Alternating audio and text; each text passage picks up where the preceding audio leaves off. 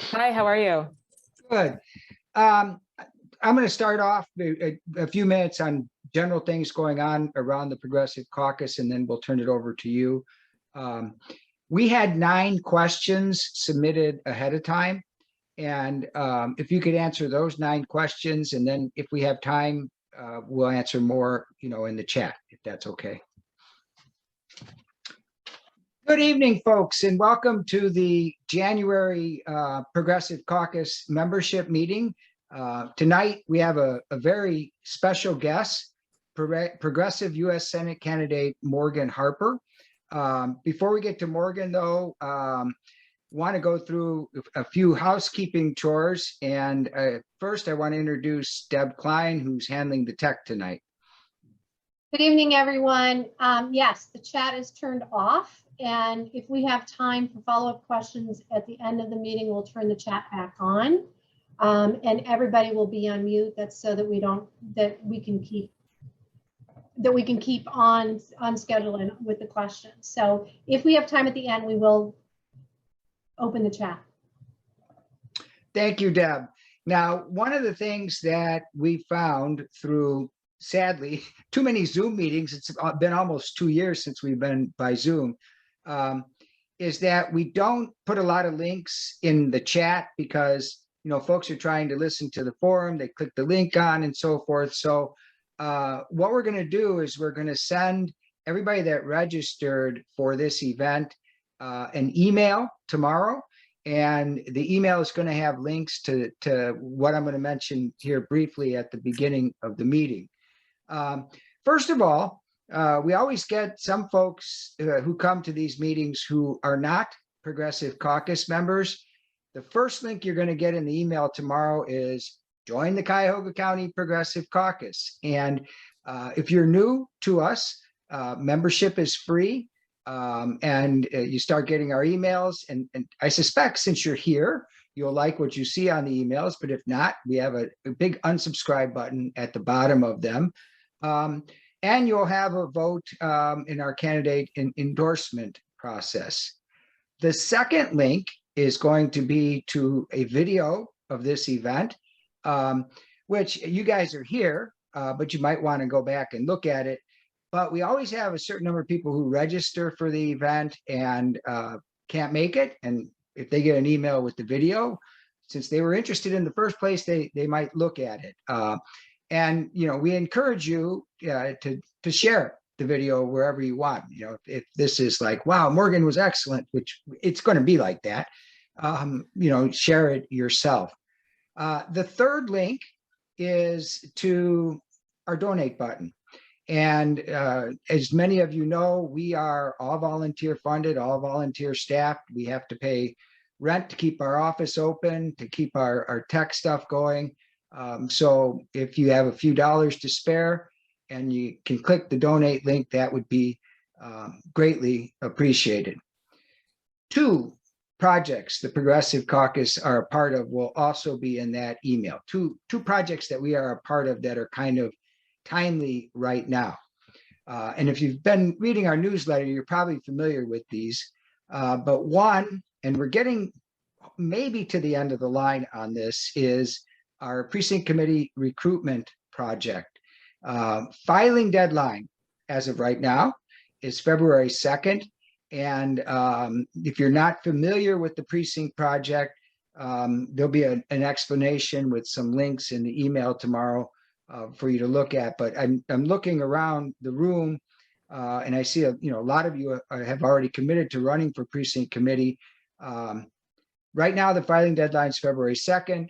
There is still a possibility, depending on what the General Assembly does with the Supreme Court rulings, that could be changed. But you want to get those petitions in by February 2nd to make sure that you're on the ballot for Central Committee.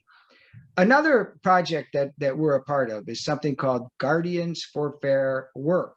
And this is a project that's designed to eliminate wage theft and to create fair scheduling for workers in the city of Cleveland.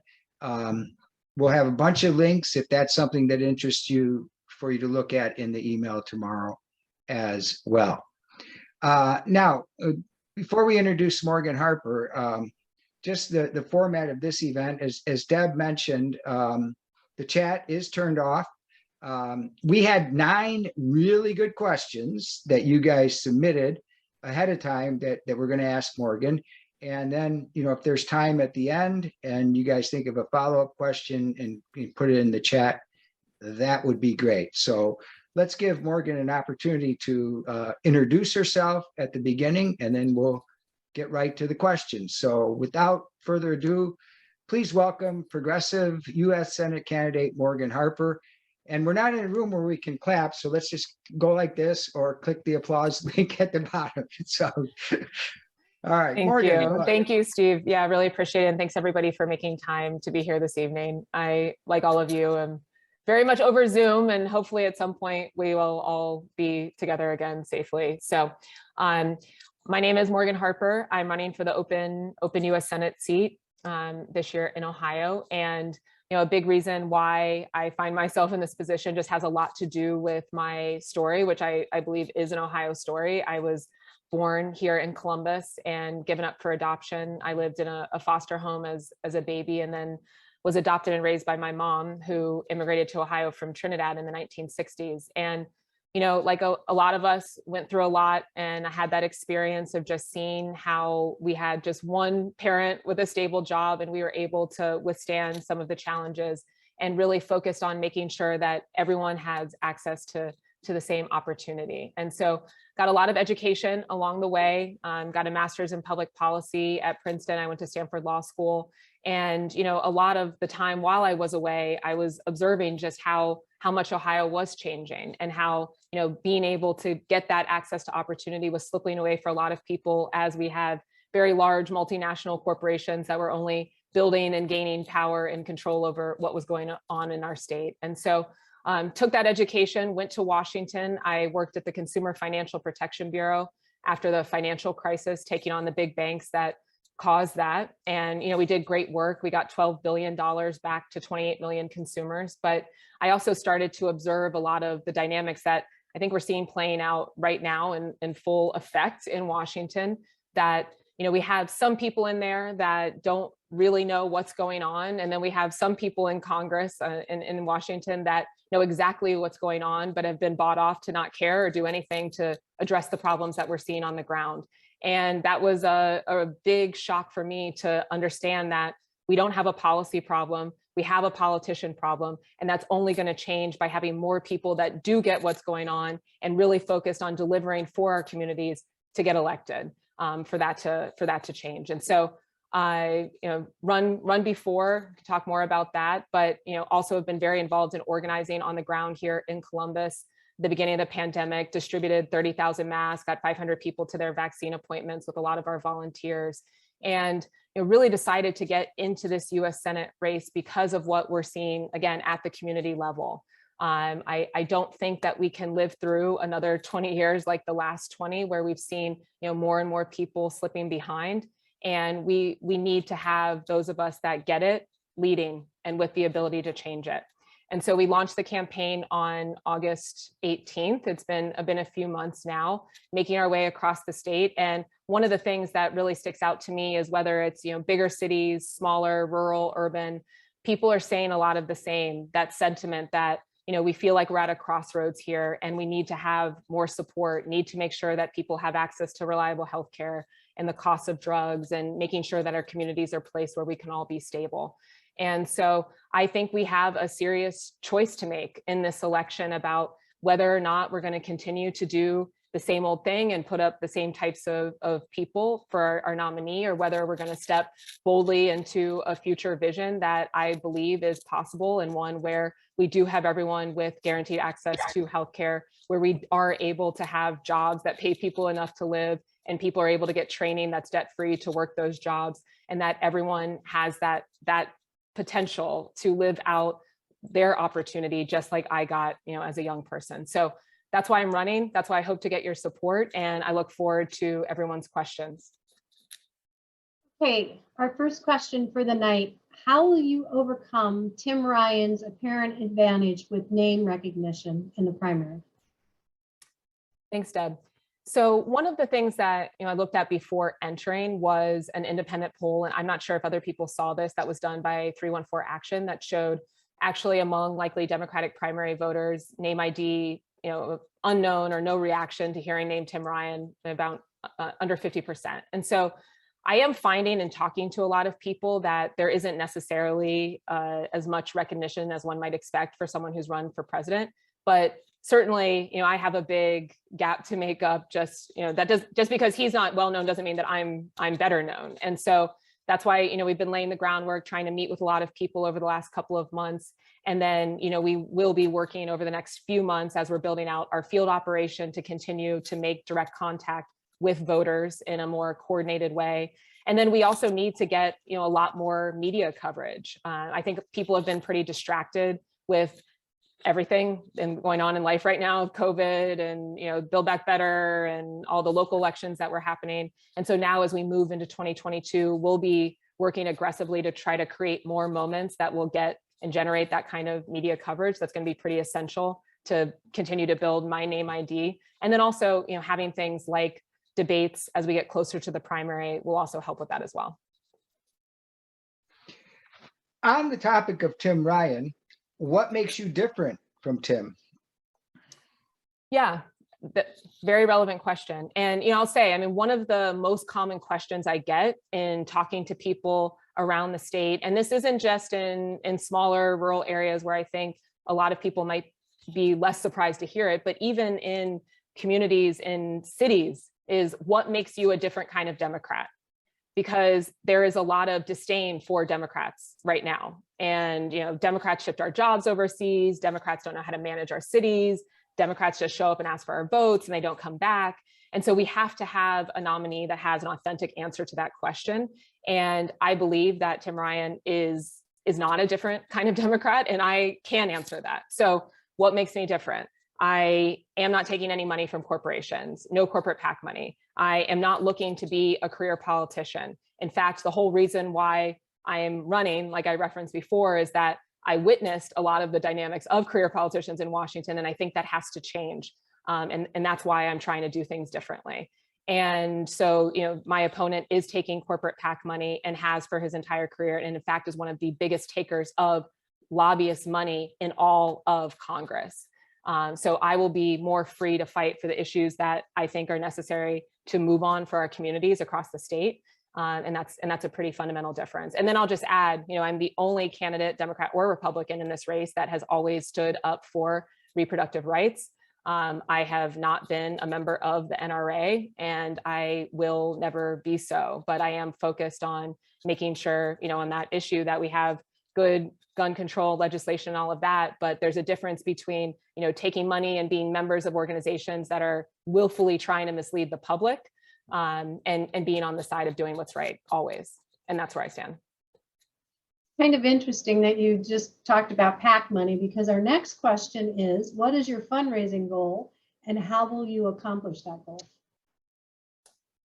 Yeah, so money, a big part of all of this, of course. And so we are now, nearing $1 million around there. And we would love to be able to raise a few $1 million during the primary. And we'll see where we land. Some of it, is in your control as you're grinding for those who are in office or have run, in terms of trying to raise money. And some of it is not in your control. And, you have to be able to, again, create those moments. A lot of the earned media coverage and the communications coverage that happens can then drive further fundraising. But we feel good about where we're at, and then running the type of campaign that we plan to do, which is a little bit scrappier than the average traditional Democratic race. You kind of seem to be anticipating our questions, Morgan, because you mentioned this before. Please talk about how Congress can reduce gun violence. Oh yeah, interesting. I didn't, yeah, that is kind of funny. So yeah, one of the things that I'm really focused on is making sure that we pass legislation that is going to require background checks, and essentially just making sure that we don't have weapons in the hands of people that are in a position to responsibly manage them. And we're in Ohio. I just was at an event yesterday in suburban Columbus at a VFW, and probably the second, third question I got was, well, what's your view on the Second Amendment? A lot of people own guns right now. Black gun ownership spiked during the pandemic.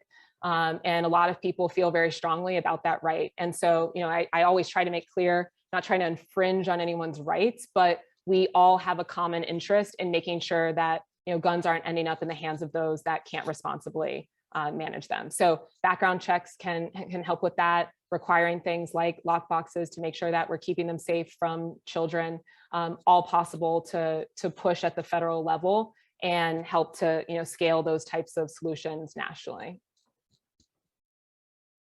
Our next question is, please talk about your plan for immigration reform. What would you like to see as a comprehensive immigration reform bill? I would love, well, I don't know about comprehensive, immigration reform bill specifically, but just generally speaking, I would love to see, a pathway to citizenship. Right now, we have a very inefficient system that it's really punishing people and families unnecessarily. And I was raised by an immigrant. As I mentioned in my introduction, my mom came here, actually came to Shaker Heights, was her first stop from Trinidad. And so my whole story is possible because of it being fairly straightforward and easy for someone who had a desire to be part of our country to come and make a life for herself. And so I think we need to make sure that those pathways are possible for people coming from all different sorts of countries, and that, once we have families here, that we're able to support them. I was very involved in, supporting a woman who was brought here as a teenager and faced the risk of deportation, and making sure that she was able to reunite with her family and was living in sanctuary here in her church, in a church in Columbus. So an issue that's very close to my heart. At the root of it, I think we just have to make sure that we're creating those pathways to citizenship and not punishing people or criminalizing people for trying to pursue a better life for themselves, which is really the whole philosophy of our country. Thank you, Morgan. Next question. What do you think about the systematic problems our country faces in campaign finance and with a distorted media? Well, those are two big topics. I'll take them one by one.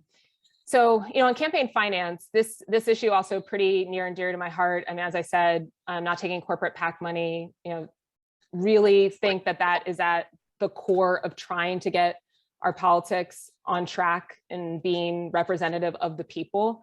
And, there are a lot of other campaign finance factors that, flood into politics, super PACs. So it's not to say that anyone, in fact, we see in this race, the Republicans that are saying that they're not taking corporate PAC money. Well, of course, they don't need to, because, in the case of JD Vance or whatever, they're taking, $10 million in a super PAC. So it's not that not taking corporate PAC money solves other problems, that at a minimum, it's letting people know, hey, I am not going to be bought and sold by these corporations in public before we even sit down and talk about legislation. So I'm all for comprehensive campaign finance reform, but I also am looking realistically at the dynamics of Washington, and I'm not very optimistic about that passing. So in the meantime, we should only be electing people who as individuals are making that commitment. And it's a commitment that I've made. My opponent, the Democratic Party, has not.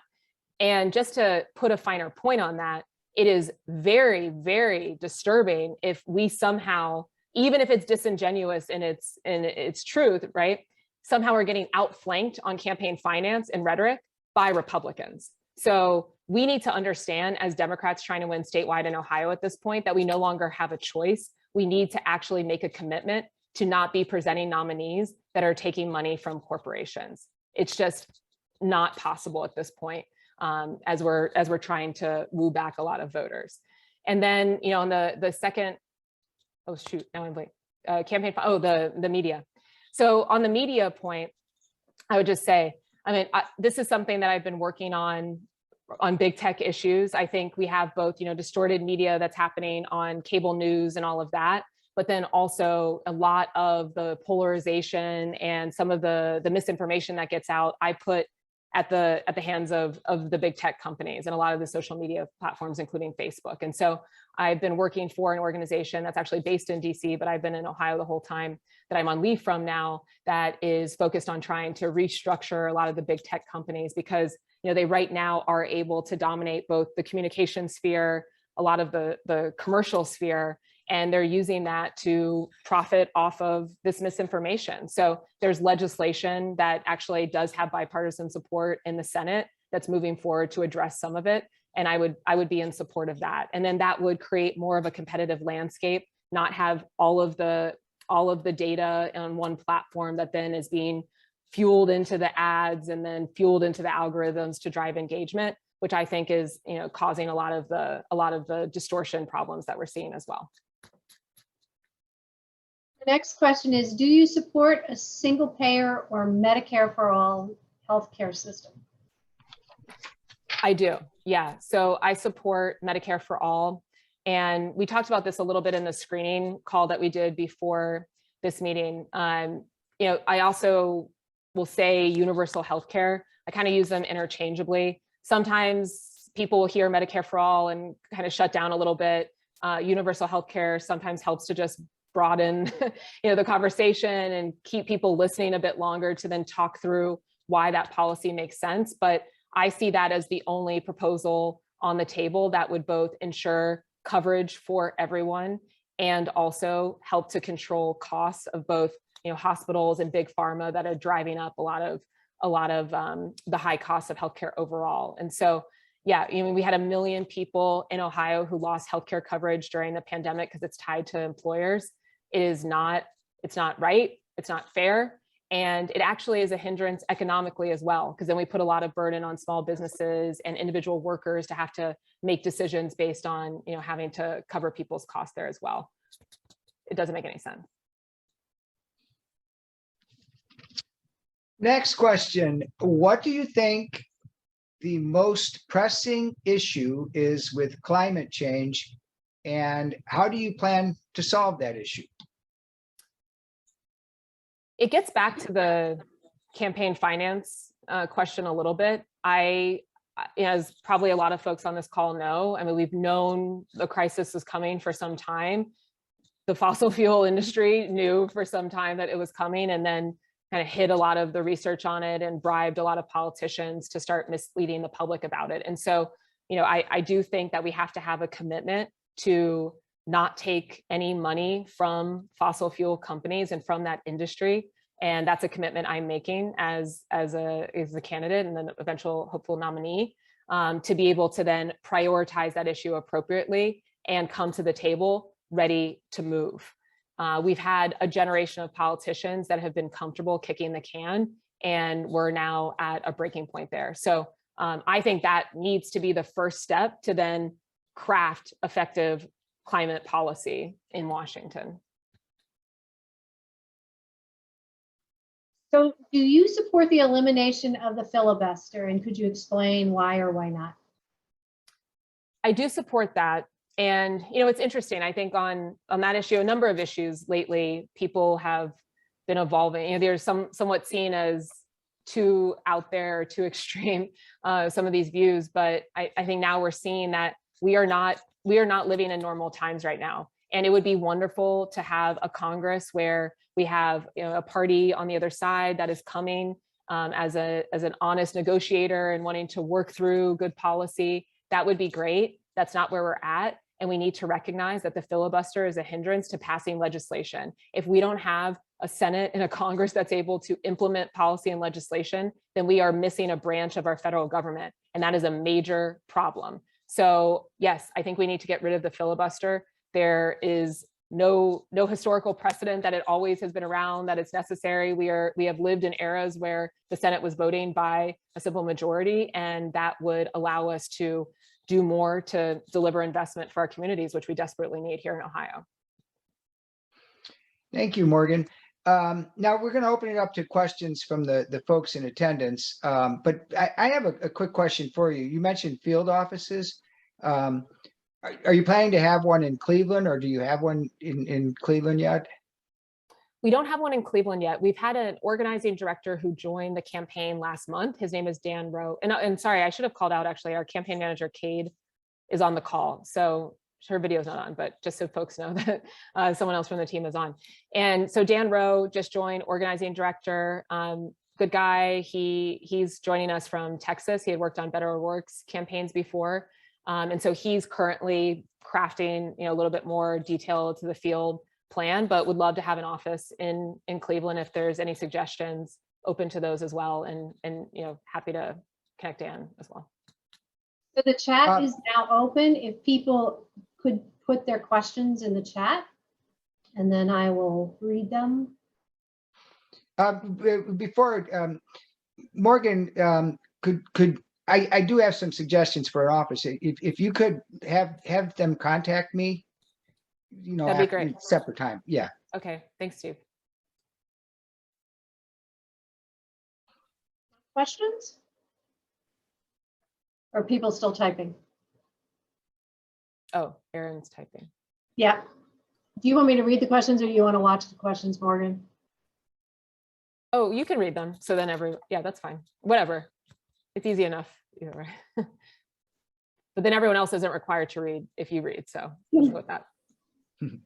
Well, that way while you're answering, you don't have to be watching the chat as well. So I know. Well, in the COVID era, I feel like I've gotten so schooled that like the chat, we're asking questions, we're moderating, you have to do all things. So.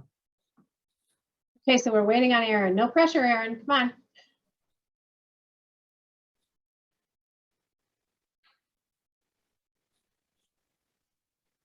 Could we just let Aaron say the question? I guess we could do that. Where is Aaron? His picture kind of makes it seem like he's not able to speak. Criminal Aaron, justice. can you reform. put your hand up? Oh, there you are. Gotcha. Oh. All right, can you hear me? Yep. All right, thank you. Thanks for doing this, Morgan.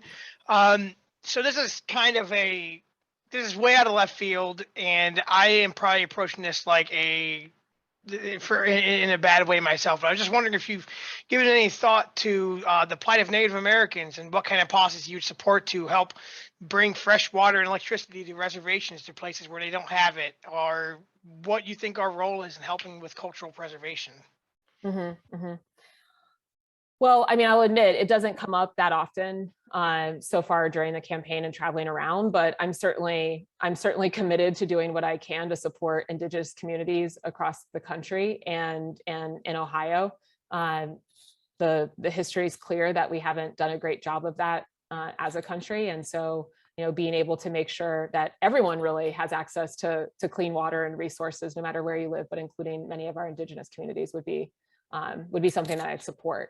And so, yeah, but like I said, I mean, it hasn't come up too often, but if there's anyone, that you recommend connecting with, especially in state, would love to hear more about, other priorities. We have a question from Ross DeBello. Do you know of and agree or disagree with much of Chomsky's work? And can't the media like CNN and MSNBC convince us of certain foreign concerns in furtherance of the military industrial complex? Well, Ross, do you want to just speak to that a little? Yeah, like You have to unmute, Ross. Well, yesterday or 2 days ago, they started with the Russia, right? And it's Russia, Ukraine, and it's bipartisan, right? You can catch it on Fox, you can catch it on CNN, and here we go. Now, we're #1 in the nation in poverty. We need health care for all our residents. Gosh, so many domestic concerns, right? But here we go to take the focus off of our realities and put it overseas, and then direct, how much of our tax dollars toward what we direct our federal tax dollars toward. And it's, I think that citizens kind of need to take back control of their tax dollars. And I think too much of it for too many decades has been, fear mongering and warmongering.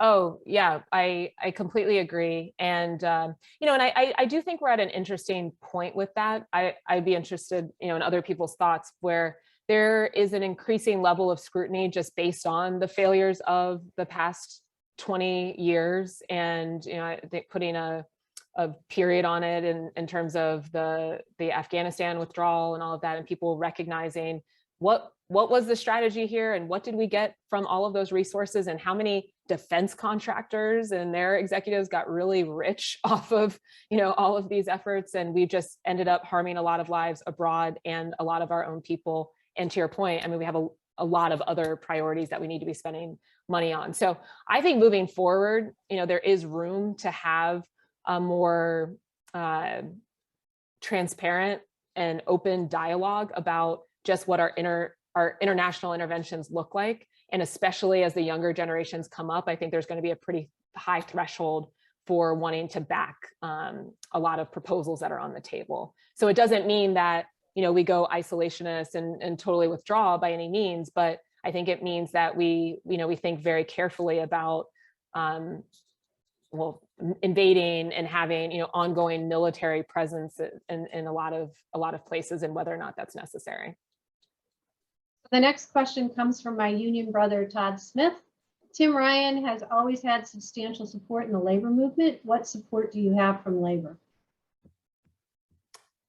Yeah, thanks for the question. So yeah, I mean, Tim has a lot of the labor endorsements. And what's interesting though, in terms of Ohio and votes, is that, you know, in many ways, a lot of the leadership has lost its membership based on, you know, some of the turnout and how people are moving to vote. And so I don't consider anyone off the table. I mean, the whole approach that I'm trying to bring to politics is, yes, engaging with organizations like this one for sure, but then also trying to just meet people directly where they're at. So we've done, you know, outreach to some local unions that are pretty open-minded about, you know, having different candidates come through. And even if they're, you know, the overall head or the management has endorsed, and those interactions have been, you know, pretty successful. I think that the message that I have of, look, we don't have to live like this. We have had an era of multinational corporations that have been dominating our economy and also making it very difficult for workers to negotiate to get anything but scraps resonates. And so, you know, the more people that I can just talk to, you know, I think that we'll be successful there. And so if anyone has any suggestions of further outreach to do, again, very much open to that, and trying to get in front of as many people as possible. Next question comes. Oh, actually, and Deb, could I just add one thing? Sure. I'll just say, because it connects to the healthcare question as well. You know, we were up in Toledo, and this was a bit ago, you know, with workers who are striking that work for Stericycle, medical waste disposal company. And they were saying, you know, it was like, what's the big issue? What are you worried about? And they're like, well, you know, they just changed our healthcare overnight, right? And they're put a $13,000 deductible on us, and we're making like barely, you know, $17, $18 an hour. This doesn't add up. And he's like, can you believe it? And my response is, I absolutely can believe it. I mean, this is the system we're all living in. So, you know, a lot of us think that these are just individual circumstances, but once you present to somebody that, hey, there's this alternative there that wouldn't have big insurance companies dictating all the terms, and then your employer placating the big insurance companies, it's called Medicare for All, that's an opening. And then people are interested. And so that's just an example both of, you know, the opportunity that we have to build support for some more progressive policies, but then also that, you know, we're just going directly to some of the locals to be able to get in front of union members directly.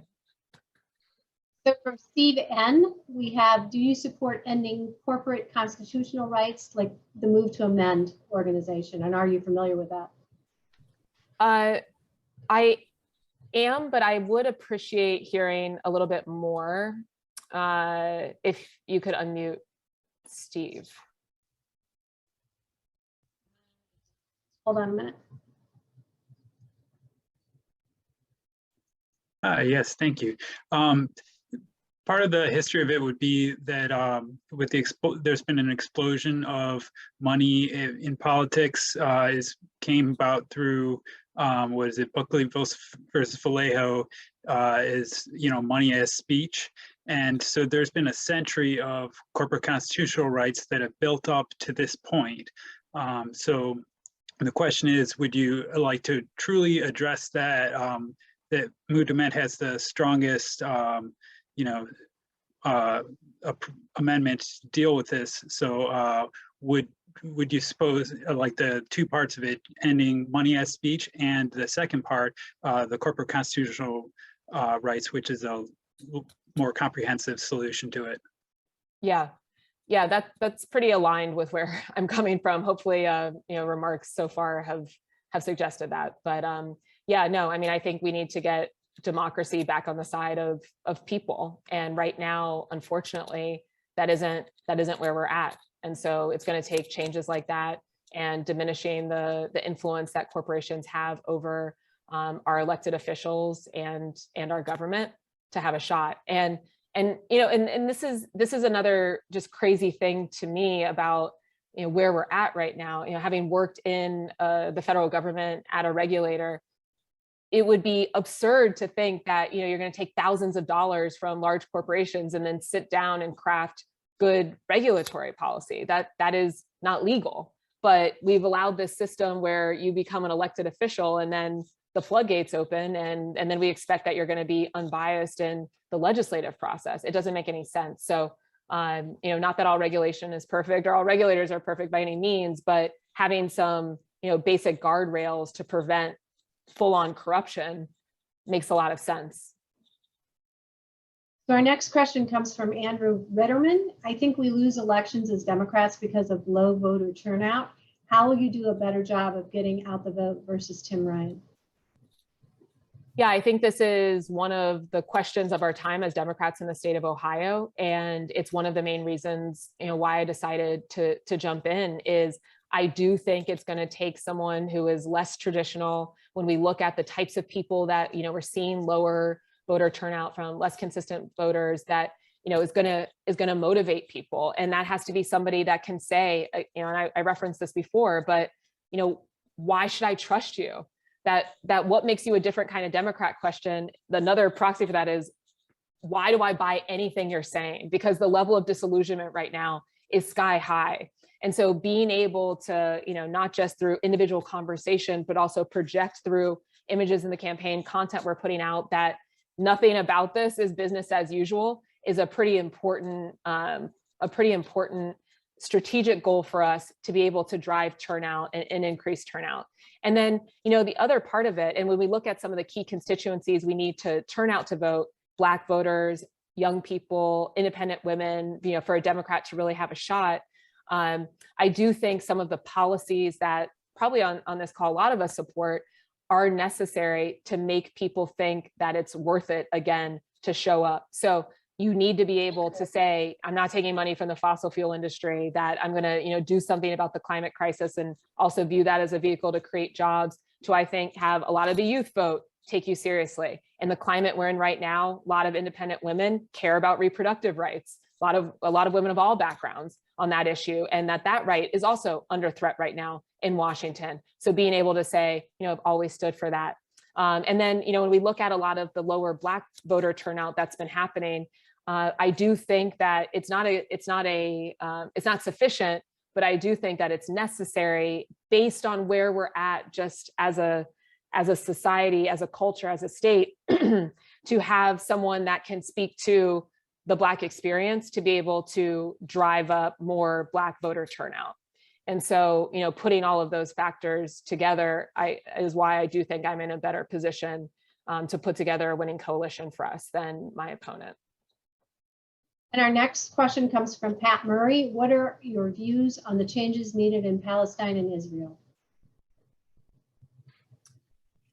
Yeah, another big issue. And, I don't dare suggest that as an individual senator, I will necessarily be making any progress on that. But I will say that my starting point is respecting human rights of, Palestinians. It has to be very much a priority, and of Israelis, and reaching a solution that is going to, respect what both both parties and both sides of that conflict are looking for. And so, you know, I'll just say for folks' awareness, we're pursuing an endorsement from J Street, which, you know, kind of tells you a little bit about, you know, some of the policies or, you know, that we think might be able to get us closer to a resolution, but very thorny issue. There hasn't been much progress on it, but I will say that, you know, I'm meeting with people that have all different perspectives on it throughout the campaign. It's a very important issue to a lot of people, and I want to make sure that, you know, we're doing what we can to advance the goal of human rights being respected for everyone. Next question comes from Sean Freeman. What is your knowledge on taxes and tax codes? Knowledge on taxes and tax codes. I'm in some familiarity, not a tax expert by any means, but, you know, happy to hear more about, you know, what's top of mind. I think, you know, just in terms of some of the other issues that, you know, we've been talking about, I think we should be trying to close a lot of tax loopholes that allow large corporations to get out of paying a lot of taxes, and a lot of, you know, folks on the more wealthy side to drive further revenue. But yeah, very much open to hearing more of what's on. Was it Tom's? I don't know if I saw that one. Sean Freeman. Okay. Is the person who asked that. Yeah, if he has anything to add, happy to hear it. Okay, Sean, did you have anything to add? Oh, now I see Sean. His box. Okay. So the next question. Oh, he said, yes, can I be unmuted? Did you see that? I've done it. He needs to unmute. Okay, sorry. Sean, unmute. Thanks, Deb. Thank you for the question, Morgan. It seems like money runs the world, especially in politics, and running for this endorsement right now. It takes a lot of money to run a campaign, and this can be used for bad. It can also be used for good. So I was curious your knowledge on taxes that can be used to incentivize working towards climate change reform, working to incentivize better healthcare plans with different companies. I see that as a real opportunity in the nitty gritty to get a lot of things done quickly by changing the way money flows. So I was curious your knowledge and even what steps you can take to bring experts into your team to make that impact in the legislative side. Yeah, no, I mean, definitely at the federal level, you know, that's kind of the name of the game, is like, you know, creating incentives to have people do certain things and tying that to money, and then also making different incentives through tax codes. So don't have, you know, super detailed ideas off the top of my head, I'll say, but very much wanting to have experts, you know, upon winning, and have a network of people in Washington on that issue that, you know, I'd be able to tap to bring in. And if there's anyone, you know, on the call as well, or Sean, sorry, I don't know if that's your background too, but open to ideas there. So our next question comes from Justin Streckel. I'm planning to vote for you in the primary, but in the event that you don't succeed, do you have thoughts on how to simultaneously defeat whichever Looney Tune authoritarian Republicans nominate in a manner that pushes Ryan towards the positions you highlighted as your differences? Yeah, well, interesting question. I mean, one, you know, I'll do what I can to support defeating the the far right. And in terms of, you know, pushing Ryan on positions, you know, he's a career politician and he moves with the political wind. So I think that, you know, we can be organized and we can make demands and all of that, but I believe that we've also seen the reality of the limitations of doing that. And so, you know, I always want us to get more organized, but I don't know that I have a lot of faith in his ability to be a game changer. If I did, I wouldn't be doing this. I don't think he can win. And I think even upon winning, though I would prefer him over the people that are in on the Republican side, we wouldn't see any fundamental changes. And that's a problem. And so I mean, this is the case that I am trying to make as an individual, that I think we all need to be making to Democratic primary voters in this race, is we can't keep doing the same old thing. For us to have a shot at winning this, we have to move people beyond the comfort zone of what they think is, you know, the friendly Democratic boxes that we check, and run people on. We need to be really being the party of the people. We need to really be meeting the populist sentiment that is afoot in our state, because people are over it. They see through all the BS. And if we don't have somebody that they feel like they can trust and believe in that will be even trying to do things differently, it is game over. And not just game over for 2022, with each passing year, it may be game over for a generation. So this is our time to get with the program in reality and really be about all the things that we claim to be about. And I just unfortunately don't necessarily think that my opponent is that person. Thank you. From Gary Gale, Iron Dome got over 400 votes in Congress, but is being held up in the Senate by Rand Paul. It is supposed to be coming up next month. If you were in the Senate, would you vote for funding Iron Dome? Yeah, so the Iron Dome issue is also one that comes up a lot. And I'll be honest with you, it's this whole topic very tricky. And so I'm talking to a lot of different groups about Israel, Palestine, including Iron Dome.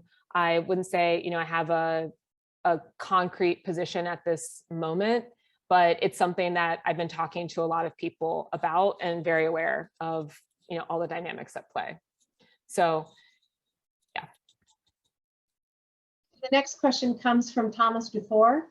What's your pitch to rural Ohioans and to those who left the Democratic Party in the age of Trump? This is where I wish I could just jump to the general election, because my pitch is, in some ways, I get it, right? Okay, for sure, there is a segment of the population that voted for Donald Trump that is potentially racist and sexist and, loves everything about that guy, everything about it, right? And we are not getting those people back. It's not happening. So we shouldn't spend a lot of time thinking about it. But the segment of that population that, supported Trump, and, especially in some of these rural areas, though, by the way, you don't have to go very far to start hitting a rural area, as I'm sure y'all aware, outside some of our cities and where you find pockets of Trump support. The segment of the population that is responding to frustration with an economic system that has not served us, with feeling like politicians are about themselves and not about doing anything to help anybody. Well, I'm with you. And so, a guy, and I think I might have told this story on the screening committee, but, a guy I met in Southern Ohio who proudly tells me that his first time voting after 4 tours in prison was for Donald Trump after a repeat offense of drug possession. And he's waiting for me to turn away and not talk to him anymore. My response is, okay, what do you like about him? And that's what I hear. He's a fighter. He doesn't care what anybody thinks, whatever. It's like, well, if that's what you like about Donald Trump, then pay attention to what I'm talking about, because I agree with the analysis, but I actually have a desire to do something to solve everything that's going on here. And I know what it'll take. So listen up, right? And I do think that we can get through to a lot of those people. It's going to be a lot of work. We have to do full on, in-person conversation. This is not going to be something that we're able to persuade people through the paid ads. Those days are over. People hate Democrats, and we need to make our case to people directly about why we are going to be for them. A career politician will not be able to do that based on where we're at. It will take someone different. It must be somebody different to have a shot at it. And even still, no guarantees. But I find that I am able to cut through with people. And, and I'll just tell one more story there, because this is where, the reason why I started working on issues around competition policy and antitrust is I had a lot of people after the last campaign that were like, because they tried to muddle the issue. So, Morgan said, Morgan's critiquing people for taking corporate PAC money, but she's getting money from individuals in California. It's all the same.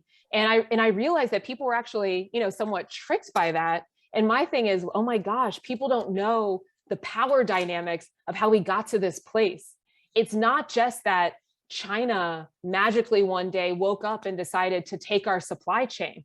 It's that we had a generation of politicians, including my opponent in this Democratic primary, that watched as that happen, that did not sound the alarm, that did not implement the policy that would be necessary to protect our manufacturing sector in the United States, in Ohio. So let's put the blame where it deserves to be. The people that we elect that have power and choose not to use it to protect our communities. That's what people want to hear. And that's the truth. Okay, our next question comes from Tim Grandin. Will your campaign seek the endorsement of any progressive groups or politicians? Well, I have been meeting with a lot of groups. I don't always know exactly who does endorse. If you all endorse, I would love to have your endorsement. We do endorse. Okay, good. Okay, great. And I welcome endorsements from all different groups. And I have met with a lot of individual politicians just to make sure they know about about the campaign, both at the national level and state. I will say though that I love having endorsements when it translates to people power and and unlocks resources for people to phone bank and all of that.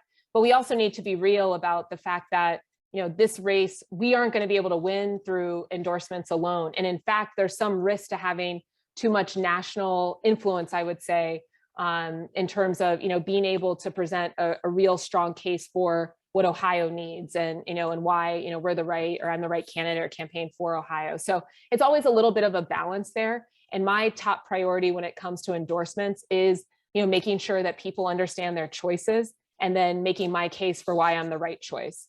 We have you all are very familiar with this in Cuyahoga County, I know, but a lot of picking winners and losers before people are even voting, that I don't like at all. I want people to know what's going on and make an informed decision. I think we probably might have time for 2 more questions, Steve, and then wrap up. Yeah, that sounds about right. Yeah. Okay, from Denise Kipstel, you mentioned having run for office before. What office did you run for?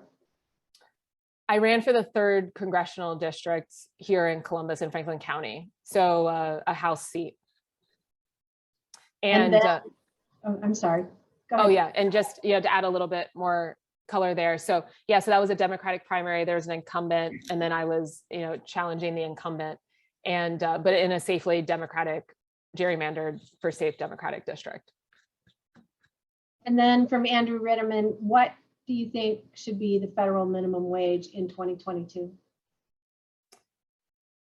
Yeah, well, I think we should have a minimum wage that reflects the cost of living. So, to be able to afford a 2-bedroom apartment, average family in Ohio, I believe you have to be making about $20, $21, $22 an hour.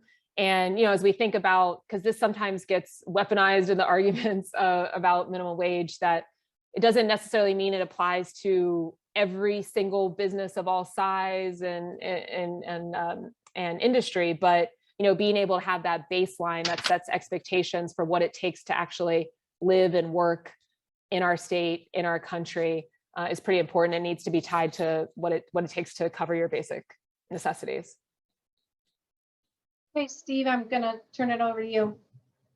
Well, I'm going to turn it over to Morgan. Do you have anything to say in closing? No, I really appreciate the time and so much engagement from the group. Would love to have your support formally. And yeah, if there are any other questions that people have, always happy to answer. Pretty accessible. So just email me or DM me on social. But our website's morganharper.org. Social media, all platforms, MH4OH. So MH number 4OH. And I know it can be daunting. I mean, I definitely have days where I'm just, what are we gonna do? But I really think that we're also at the beginning of getting Ohio on track and the type of representation that will be free of this corporate influence and able to be for the people. And in some ways, it's almost like we're just getting started. So very, very excited, very encouraged, and grateful to be in that fight with all of you. And just about our endorsement, we'll be sending your campaign a application and questionnaire. It's very short, and then our membership votes on all endorsements. Sounds good. Great. So yeah, we'll Kate and we'll coordinate on that, and then. Oh, I'm just seeing Justin on the organizing tactics. Yeah, for sure. If I could just respond to Justin's comment on the organizing director, very much my vision, long-term institution building. And I do think that's, an opportunity with a statewide run like this, that, are making these connections across the state. And I want to be able to support candidates up and down ballot moving forward, regardless of outcome. That's going to be necessary for getting the turnout we need in 2022, but then also in keeping our state from going totally off the deep end, which is our overarching goal. And, I'll just say that's also something that I prioritized after the congressional run last cycle, keeping up the organizing with the group that we started, Columbus Stand Up, and then also, supported a woman who was running for school board locally, was also able to canvass for, different candidates across the state. So it's all cumulative. And as long as we have people that have that mindset who are running and winning and supporting each other. Okay, thank you, Morgan, and thank you all for coming. In February, what we have in mind, and we're in the process of putting this together, is a gubernatorial candidates forum with former Cincinnati Mayor John Cranley and former Dayton Mayor Nan Whaley. So as soon as we get that date together, we'll let you guys know. Thanks for coming tonight. Stay warm. Take care.